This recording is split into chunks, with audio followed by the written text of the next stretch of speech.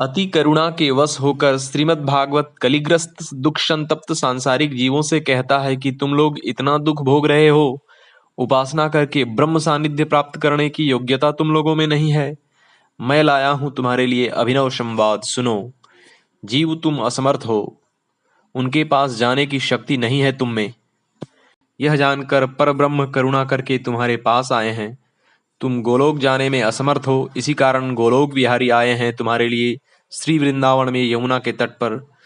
यह श्रीमद् भागवत की पहली वाणी है।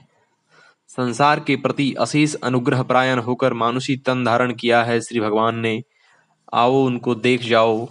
व्रज में, वंशीवट में, गोचारण के मैदानों में कितनी दूर की वस्तु आज घर की वस्तु हो गई है। वे हैं, यह पुरानी बात है। वे आए हैं, यह भागवतीय वार्ता है। श्रीमद् भागवत ने संवाद दिया है कि जीव तुम उनको पुकारना नहीं जानते।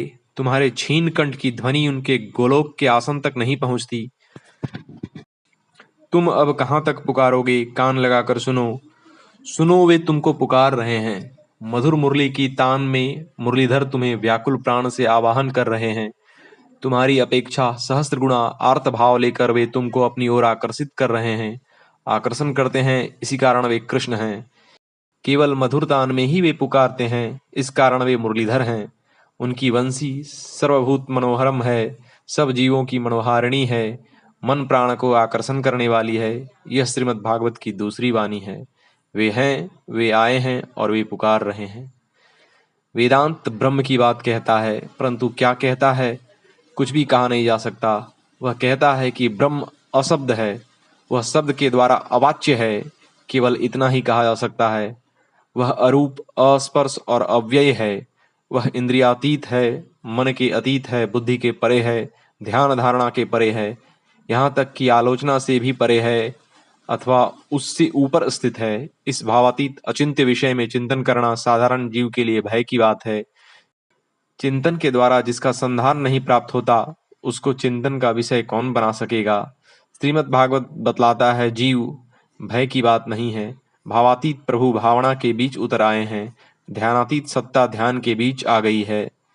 निर्गुण निर्विशेष निराकारी भाषा हमारे वश की नहीं है। हम उसको पढ़ना नहीं जानते। न जानी हुई भाषा जानी हुई भाषा में अनुदित हो गई है। निर्गुण निराकार निर्विशेष परब्रह्म का सगुण साकार सविशेष अनुवाद ही व्रजेंद्र नंदन श्री कृष्ण, जो ब्रह्म है, परमात्मा है, निखिल जीवों की आत्मा के आत्मा हैं, वे ही भगवान श्री कृष्ण वृंदावन में नंदन हैं। श्री कृष्ण गूढ़ कपट मानुष हैं। मानुष होकर भी वे मानुष नहीं हैं। वे परात्पर ब्रह्म के सर्वश्रेष्ठ मानवीय अनुवाद हैं। यही भागवत की तृतीय वाणी है।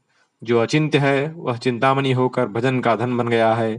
ब्रह्म अकथनीय है। यदि ईश्वर के विषय में कुछ कहना सुनना है तो श्री कृष्ण की कथा ही कहनी सुननी पड़ेगी। श्री भगवान की कथा कहनी सुननी हो तो श्रीमद् भागवत का ही आश्रय लेना पड़ेगा। ओम।